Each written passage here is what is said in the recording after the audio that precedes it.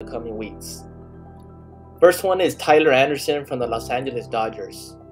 Anderson picked the right time to have a career year, going 15-5 with a 2.57 ERA while making his first All-Star team. But while some may wonder if 2022 was an outlier for the 32-year-old based on his track record, he'll have a chance to put a final stamp on this year in the postseason. He's been to the playoffs twice, both with the Rockies, throwing one inning in relief in 2017 and making a strong start in 2018. My next three picks are from the New York Mets. Jacob deGrom isn't the only Mets starting pitcher likely headed to the open market. Both Chris Bassett and Taijuan Walker have options in their contracts that should make them free agents. Bassett had the better regular season of the two, but both pitched well enough that they should draw interest from teams looking for rotation help. Max Scherzer and deGrom will garner most of the headlines, but if either of these two pitchers step up in October, it will certainly help their causes in free agency. It might seem strange to include a two-time National League Cy Young Award winner on a list of people who can raise their stock, but this October could be very important for deGrom. After making his season debut on August 2, deGrom posted a 1.66 ERA through his first 7 starts. Since September 13, however, the right-hander had the 6.0 ERA in 4 starts, raising questions about his health.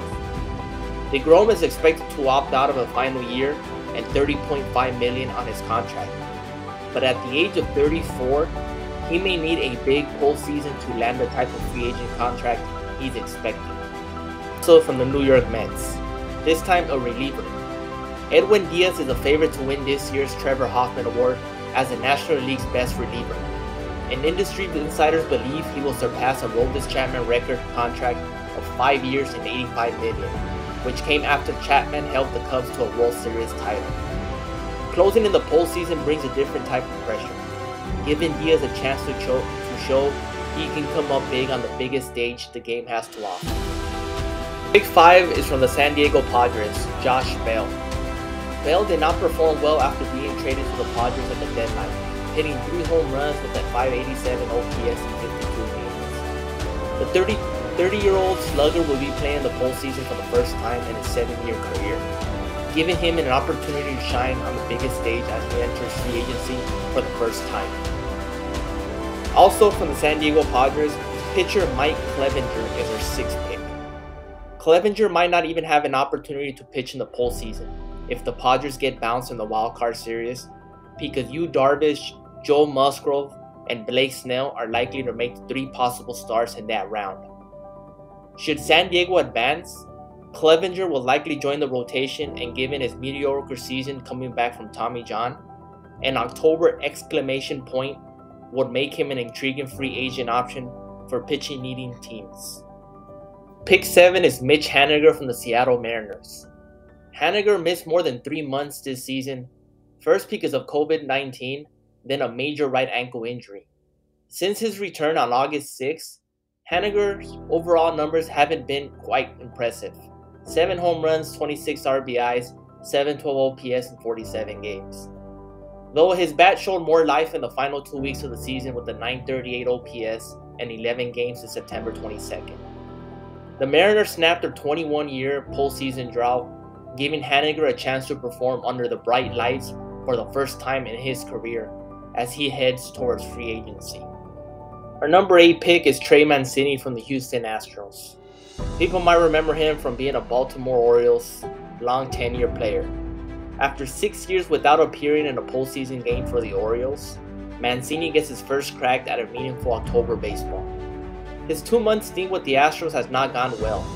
He slashed a 180, 264, 373 in 50 games with Houston.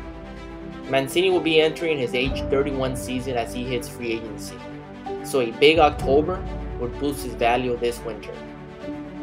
Pick 9 will be Jose Quintana from the St. Louis Cardinals. Quintana was one of the game's best bargains in 2022 after he signed a $2 million deal with the Pittsburgh Pirates last November.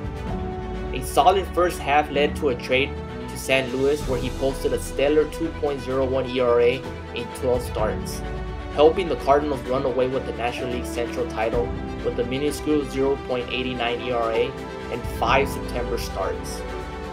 San Luis has a number of options for the postseason rotation, but if Quintana can cap his comeback season with a strong October, the 33-year-old won't be settling for a one-year deal this winter. Next pick is Jameson Taillon from the New York Yankees. Taillon had a strong season in New York, giving him an opportunity to pitch in the postseason for the first time in his career.